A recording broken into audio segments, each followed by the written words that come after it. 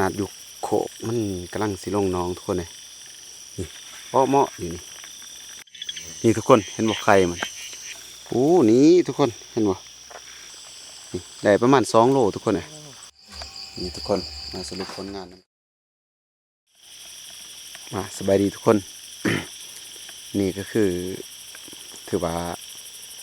เอาไปหาเกี้ยนเขียดตะปาดทุกคนเนาะมานำกัน2 คนกับพานตุยมือนี่ตอนนี้ก็อยู่บริเวณนี่แหละ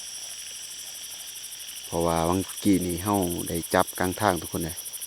กลางทางก็หลายนี่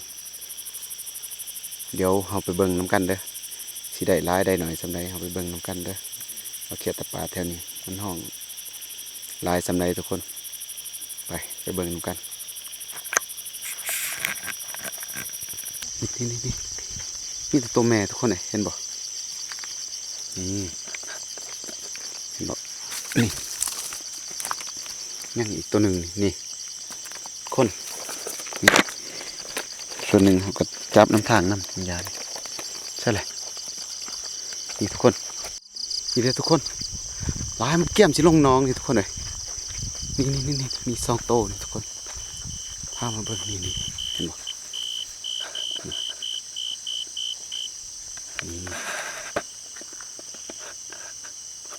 นี่เห็นบ่โอ้ยไปเบิดแล้วโอ้เสียดายจับบ่ทันทุกคนเลยพี่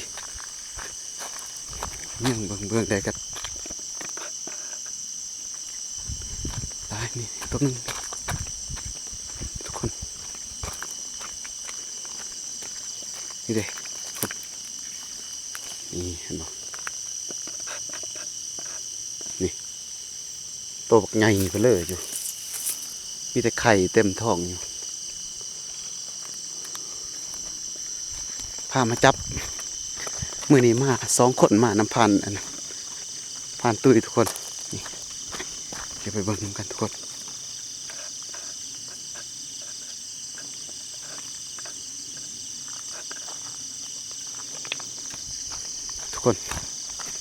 ไปเบิ่งพานตุ้ยเพิ่น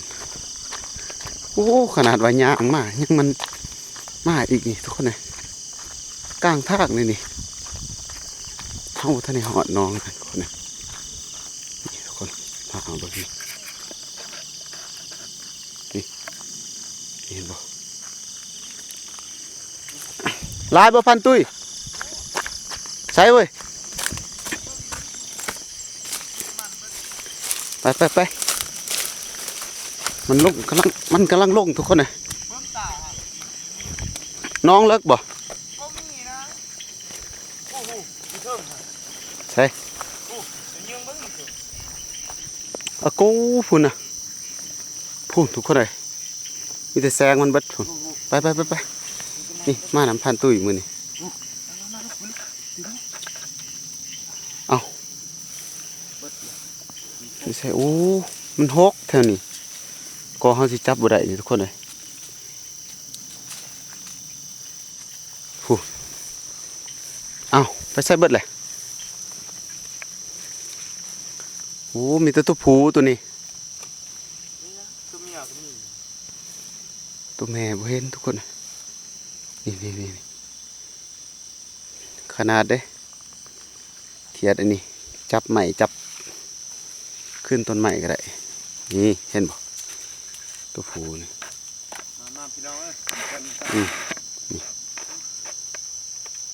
นี่เห็นบ่ได้หลายมันได้ผ่านจอยนัดบนเดียวฮะได้หลายเติบแล้วผ่านจอยเพิ่นได้หลายเติบทุกคนส่วนเฮาก็นี่อยู่ในคลองนี่ไปขึ้นไปเถอะไปเดี๋ยวเราไปเบิ่งบ่อน้องทุกคนธรรมดาเด้อจะได้สนใจก็คอมเมนต์ได้เลยนี่มันไข่เห็นบ่มันไข่อยู่เทิงต้นไม้ทุกคนอุ้ยนี่ทุกคนเห็นบ่ไข่มันทุกคน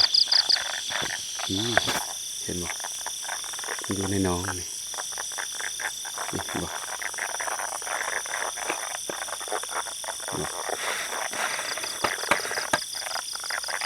ตัวหนึ่งนี่ โอ้ยนี่โอ้หลายตัวทุกคน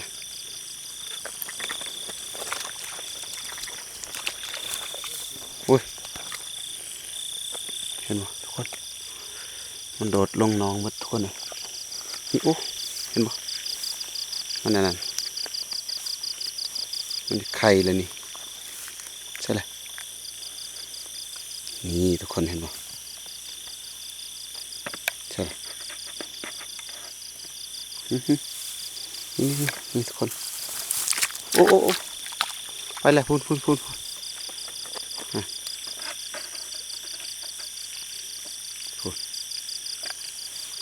ไปเอาไปจับมือ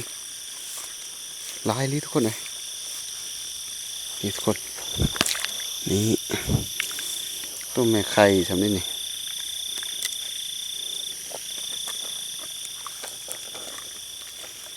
รู้สึกว่ามันลงน้องลายลินี่ทุกคน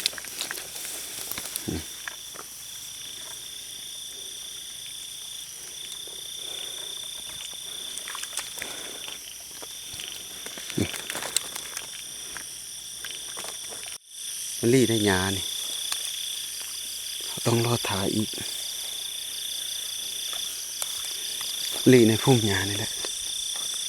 นี่ทุกคนตัวผูดิใส่ตัวแม่บ่เห็น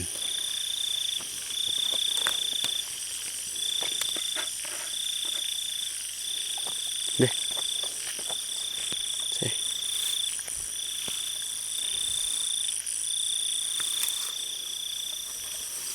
นี่เห็นบ่ทุกคนนี่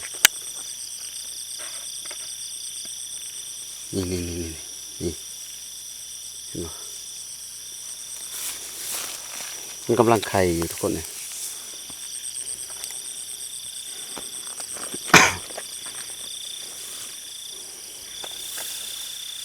ถ้าเขาบ่อันนั้นหญ้านี่เขาสิบ่เห็นกำลังลงอยู่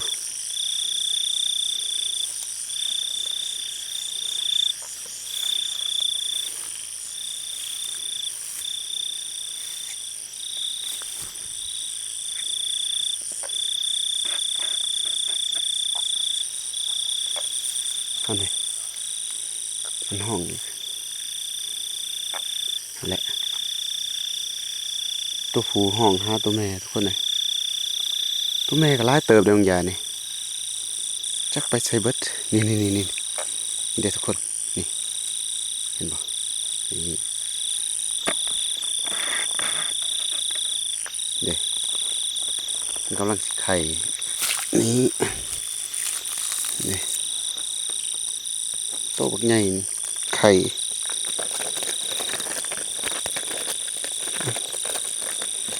นี่ใส่กระของ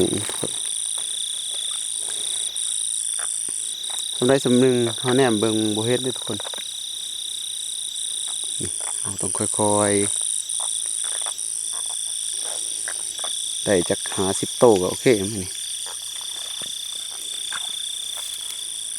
ได้ยินลงน้องยานปัวอยู่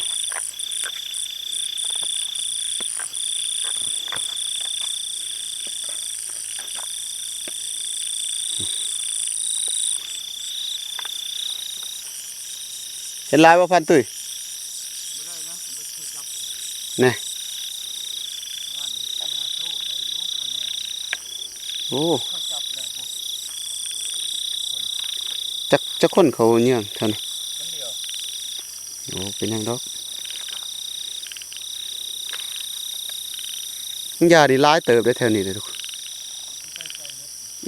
ก็ว่ามันต้นลงนี่น้องมันยังท่านได้คืนบ่พูดเด้ตัวหนึ่งนี่ตัวหนึ่งเด้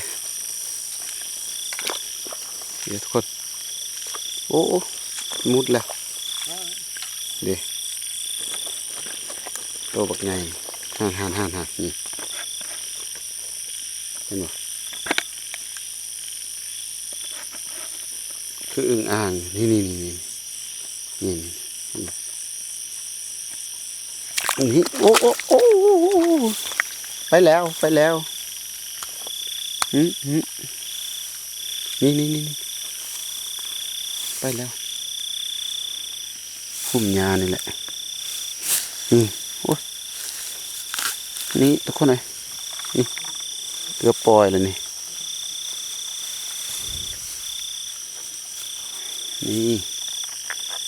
ได้แล้วนี่โตบางใหญ่ทุกคนเลย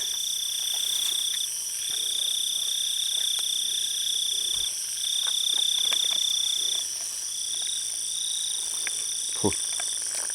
แม่นตัวผู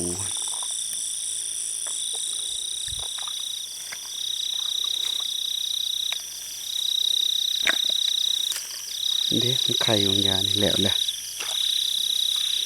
ไข่แหละเลยดิยังเหลือตัวผู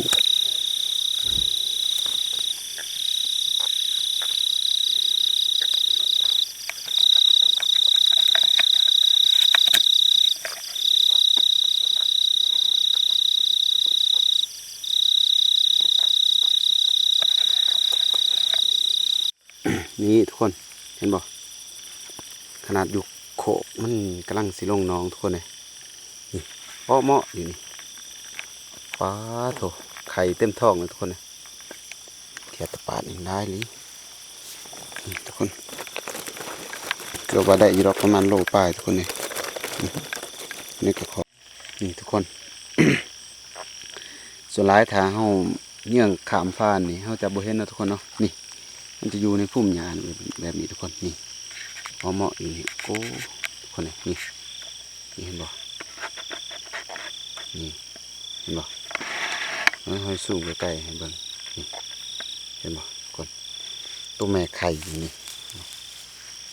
นี่เห็นบ่ตัวบักใหญ่อยู่เลยทุกคนนี่เห็นบ่ตัวไข่ลึงอยู่ท้องมัน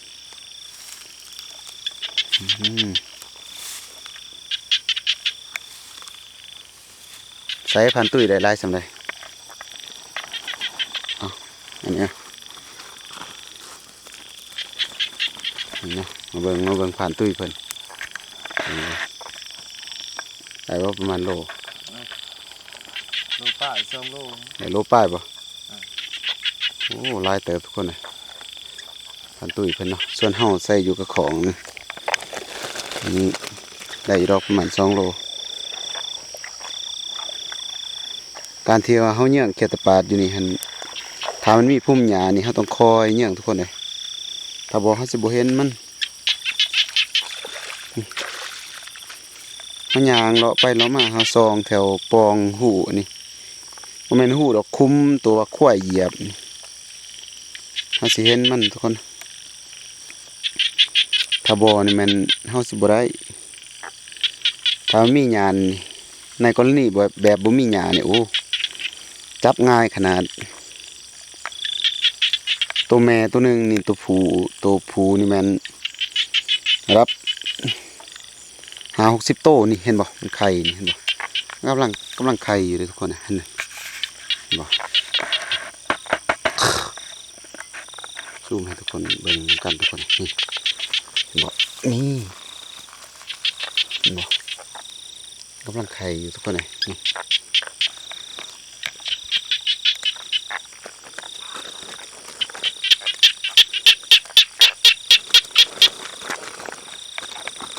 เสียงแบบนักเบ้าต่างกันทุกคนเลยตัวผู้กับตัวแม่สีน้ำหนักกลัวให้ทุกคนฟังเบิ่งเด้อทุกคนเด้อนะตัวผู้ตัวนั้นตัวเสียงน้ำหนักออดแม่นเลยครับตัวแม่นะนี่ทุกคนเดี๋ยวไปเบิ่งมันห้องอยู่แถวนี้แหละเขาแนมบุเห็นในหญ้านี่คนนี้เนี่ยบุเห็น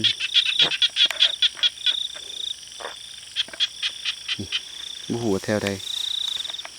ถ้าเขาเห็นสิอยู่อ้อมเมาะ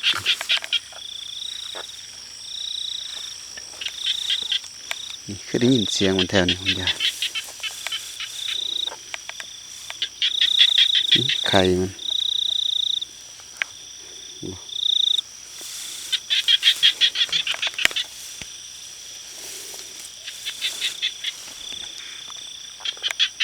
บ่เห็น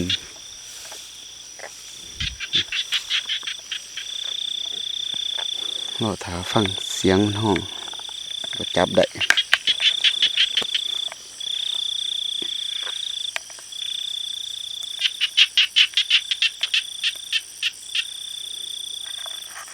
ได้ยินมันห้องแถวนี้ทุกคนเลยนี่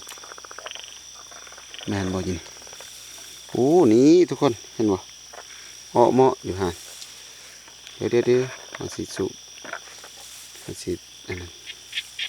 เปิดให้แจ้งทุกคนเด้นี่2 โตทั้งตัวผู้ทั้งตัวแม่กำลังไข่อยู่ทุกคนหันนี่บ่ตัวผู้กอดตัวแม่อยู่นี่เบิ่งวิธีการไข่ทุกคนนี่ร้ายขนาดเลยได้ยินเสียงมันห้องอย่างนี้อดถ้าเขาใกล้ไปมันเซ็ตวิดโหลดถ้ามันไข่แล้วมันกระสีนี่ทุกคนเลยนี่เห็นตัวผูมันพอเหมาะตัวผูนี่อยู่เลยต่างแต่ว่าเฮาเบิ่งโอ้ตัวแม่ตัวผูทุกคนเลย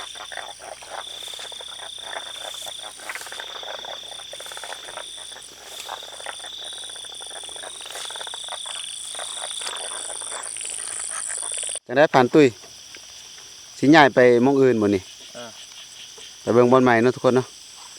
นี่ได้ประมาณ2 โลทุกคนเลยจะได้เตะหลายเติบทุกคนเลยบ่เสียค่าน้ำมันเนาะแนวนี้คุ้มค่าอยู่แล้วเนาะไปเอาไปเบิ่งบอลใหม่ทุกคนถือว่ามื้อนี้ได้ประมาณ5 โลได้ผู้ละ5 โลถือว่าโอเคเติบเนาะ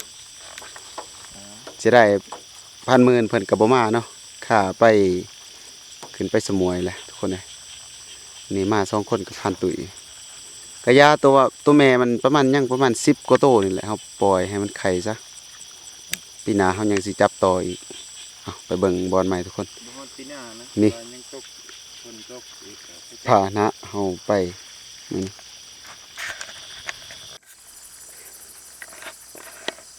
นี่ทุกคนบอลลายบ่นี่ไปเบิ่งบอลใหม่ทุกคนใส่กูทุกคนเลยแซงมันขนาดไปพันตุ้ยจะได้พันตุ้ยลายบ่นี่ปลาโถทุกคนเลยนี่เป็นคู่มันมากกูลายขนาดทุกคนเลยนี่ปลาโถนี่ได้ยินเสียงมันขึ้นมาขึ้นโคกันบ่ปลาโถ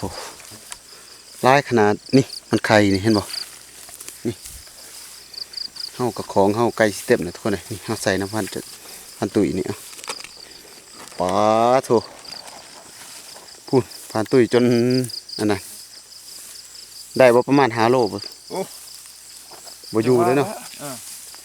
ยันกลัวได้5 โลเลยนี่ทุกคนจะหน่อยเฮานั่งรอถ่าให้มันลงมาใหม่เนาะทุกคนเนาะนี่เป็นมันมดนี่เบิ่งปลาโถมาเด้อผู้ใดสนใจเด้อไอ้บ่าวจับการเขียดโอ้ผ่านตุ้ยจนบ่จักสิไปทุกคนเลยนี่เห็นบ่ปลาโถเสียงมันขึ้นหั่นจ้านี่ทุกคนเบิ่งนี่เห็นบ่ตัวแม่นี่ร้ายขนาดจับบ่ทันบางอย่างนี่พี่เบิ่งมันขึ้นพูปลาโถพูขนาดพิลึกกูทุกคนนี่กู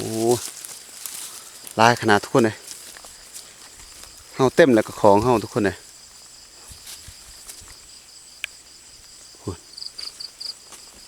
แม่นเบิดหันที่เขาจับทะลุมพี่นี่นี่เห็นว่ามันไข่นี่ทุกคนนี่เห็นบ่มันกำลังไข่อยู่นี่ทุกคนโอ้ผู้หญิงคุณมีผู้หญิงอีกหันตัวแม่ติตัวแม่ตัวหนึ่งมีตัวผู้หลายโต มาเจ้านี่ ใส่นี่ว้าโถใส่โซ่เบิ่งใหญ่บ่ผู้ตัวบักใหญ่เพนเลยอยู่เอ้านี่ทุกคนมาเบิ่งนี่ ใส่ โอ้โหเฮาเลาะจับก่อนแล้วจะหน่อยเฮาสิทาให้มันลงมาใหม่ทุกคนได้อยู่มานมื้อนี้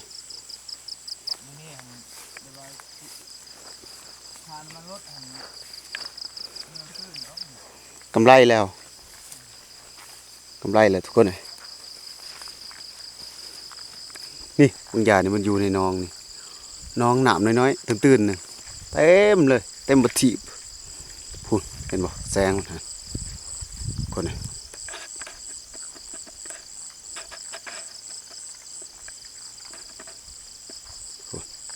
อันนี้สองโตวหันพาตุ้ยอันเด้นี่พันตุ้ยจับบางอย่างนี่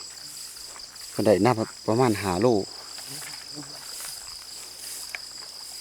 6 โลบ่อยู่เลยนี่เห็นบ่นี่ตัวแม่ตัวหนึ่งนี่พูนตัวแม่ตัวหนึ่งตัวผู้หัน3-4 โตสอนกันอยู่นี่หลายขนาดนี่เห็นบ่พันตุยจับบุเบิดนี่หลายลีมันอยู่แถวห้องคุมตัวห้อยข้วยไตข้วยเหยียบนี่ป้าตอนนี้เขาจับมันนั้นเนาะได้ส่วนหนึ่งเลยนะทุกคนเขาก็จะได้นั่งถ่าให้มันลงมาใหม่ทุกคนนั่งจอบอยู่นี่แหละพุ่นน้องก็ตื้นๆหนึ่งเดี๋ยวเขามาเบิ่งน้ำกันหอบที่ซองนี่เขาสิได้ลายมันได้นี่พันตุ้ยเพิ่นก็นั่นได้หลายโลเติมเลยพุ่นทุกคน ได้ประมาณอยู่7-8 โล ได้7-8 โลผู้เกือบเครื่องกระสอบทุกคนเลยอันนี้ใส่ผ้าแยงเอามาลุ้นน้ำกันทุกคนมันสิลงมาจะหน่อยจับหอบซองสิได้ว่าจาก3-4 โลอีกบ่ทุกคนฟังเสียงน้ำกันทุกคนในขณะที่ว่าเฮานั่งจอบมันเนาะทุกคนนั่นเสียงมันลงป้าโถเพราะว่ามันเป็นน้องเนี่ยเพราะว่าเป็นน้องอยู่ทั้งคู่นะทุกคนเนาะเดี๋ยวมาลุ้นน้ำกันจะหน่อยมันสิลงลายสันใดตอนนี้ปากแห้งบ่ได้ให้มันลงมาไข่อยู่น้องนี่เสียงเต็มเลยเขาได้อยู่เราประมาณอยู่10 กว่าโล10 ปลายโลนี่แหละเดี๋ยวมาลุ้นน้ำกันจะหน่อย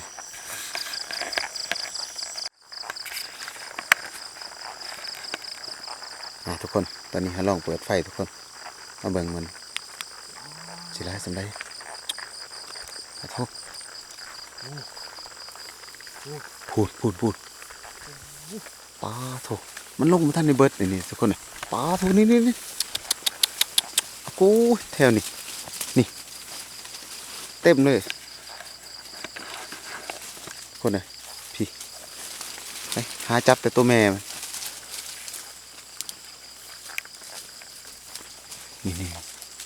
นี่เห็นบ่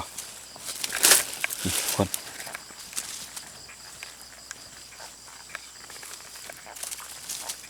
เขาจับตัวแม่มันทุกคนเลย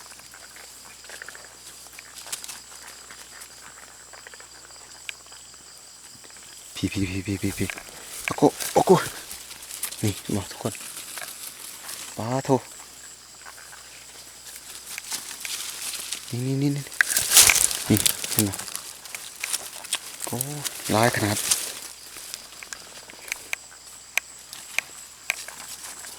พี่เห็นบ่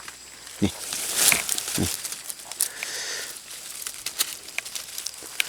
ร้ายดีนี่ทุกคนเต็มมืออยู่นี่จับบ่ได้เลยนี่ใช้ละพันตุ้ยเอ้ยใช้พาแยงจ้ะปลาปูทุกคนโอ้ยพันตุ้ยเอ้ยพุ่นจะเบิ่งพุ่นย่านตัวแม่ตัวเดียวทุกคนเลย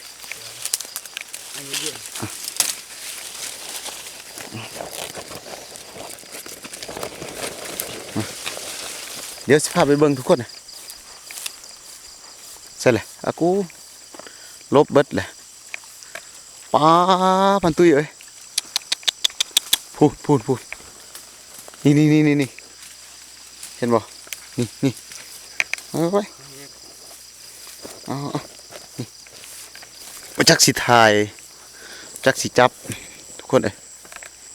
หลายเดียกกระโดดลินี่เจ้าเอาแต่ตัวแม่มันพูดนี่ทุกคนมันขึ้นโขกนี่เห็นไหมมันสอดกันโอ้โหปล่อยเลยโอ้โหใช่เลยเอาไปทางใดเลยใช่ตัวแม่มันตัวนี้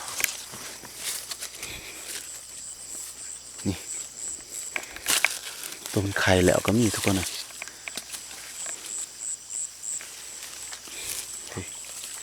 เอามาเลาะจับแบบทางเถอะเถอะนี่ปลาโทคุณนี่โอ้ยนี่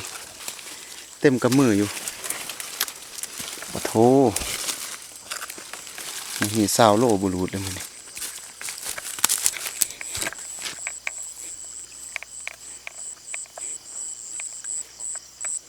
นี่เห็นบ่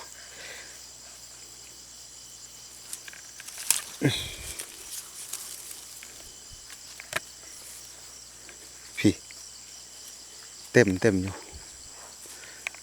ถือแบบพูดตัวแม่ไข่เห็นบ่ทุกคนนี่ฮะโอ้จับถือกันนี่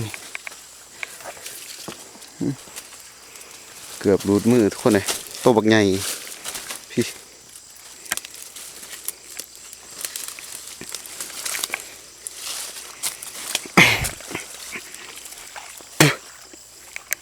โอ้นี่เห็นบ่มาพี่พันตุ้ยเอ้ยนี่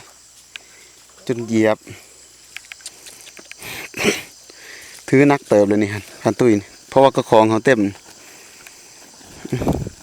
เด้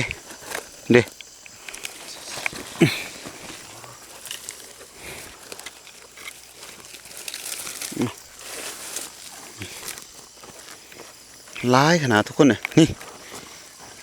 ไก่สิหอดสิปลายกิโลเลยนี่ปลาโถพูด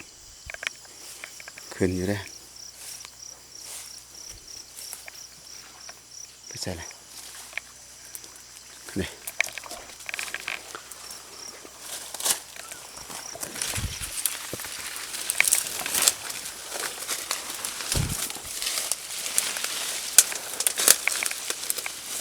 เห็นบ่อยู่ในใบแคมเต็มแล้วมัน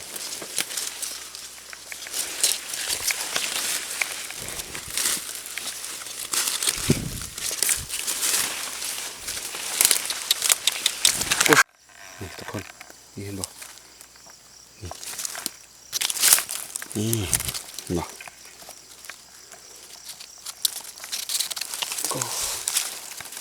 ร้ายขนาดเทือละ2 โต 4 โตจับเพราะมันขึ้นบ่ทันก็มีนี่ตัวผู้ตัวเดียวทำเอา เลือกเอาแต่ตัวแม่มันเอาแม่ไข่โอ้ได้หอด17-18 โลบวกใส่ตัวนี้ได้อยู่ในกระคองนี่ประมาณอยู่10 โลน่าจะประมาณ4หอดเกือบ30 กิโลทุกคนหลายเติบนะพูดผ่านตุ้ยเพิ่นจนมิดจิรี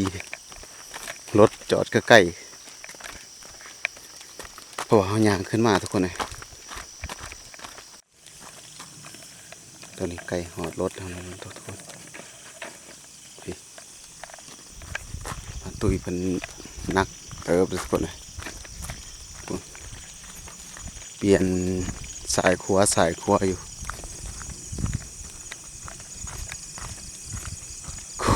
โอ้ยเต็มทีเพราะว่าเขาจับอยู่ผู้นะทุกคนเนาะเป็นน้องน้ำจุผู้ทุกคนเลยนี่เบิ่งผ่านตุ้ย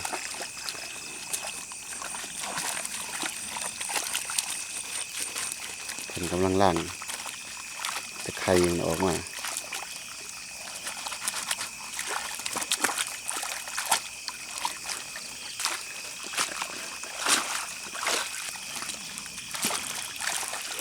นักเติบบ่